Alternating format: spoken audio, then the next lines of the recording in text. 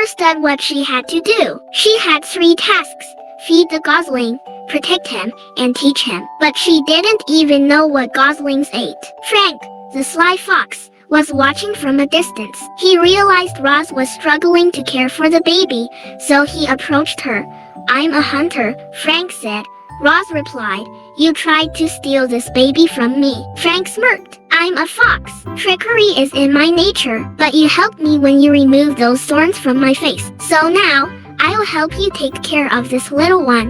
Frank helped Roz gather food, and the gosling began to eat. Roz had completed another task. Frank asked her, "Where did you find him?" Roz looked down. "It was my fault. His family died because of me." Frank warned her, "Never tell him that. If he finds out, he'll never trust you again." Roz took his advice and asked, "How do I teach him to fly and swim?" Frank replied, "It's simple. My mom taught me. I'll show you." Suddenly, Frank kicked the gosling into the water. Roz panicked and pulled him out immediately. Frank said, "This gosling isn't normal. You could say he's defective.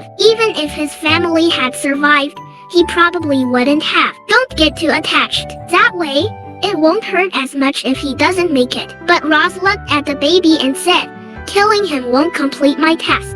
I have to teach him to swim and fly before winter."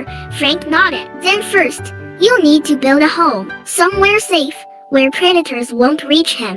Roz began gathering wood from the forest. The gosling had started learning to talk but struggled to say Roz's full name. So Roz said, "You can just call me Roz." The gosling liked the name. Together, they built a cozy, igloo-style shelter. Frank suggested giving the gosling a proper name. Roz, being a robot, named him Gosling 001. Frank and the gosling didn't like the name ... and O numbers in his name. Frank said ... as they decorated the new home together. Roz thought of a better name. Then, "Let's call him Brightbill." The gosling loved it. Frank did too. Later that night, Brightbill was sleepy. Frank told him a bedtime story.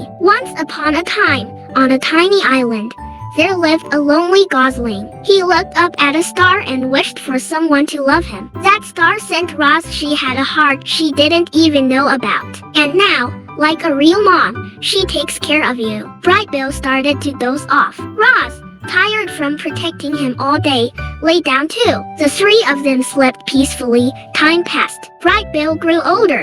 Because he was raised by a robot, he acted like one, emotionless, mechanical. Other animals didn't understand him and stayed away. To cheer him up, Roz began imitating other animals to make him smile. She took him to Tonka, the turtle, to learn how to swim. Brightbill was scared of the water, but Frank gave him a gentle push.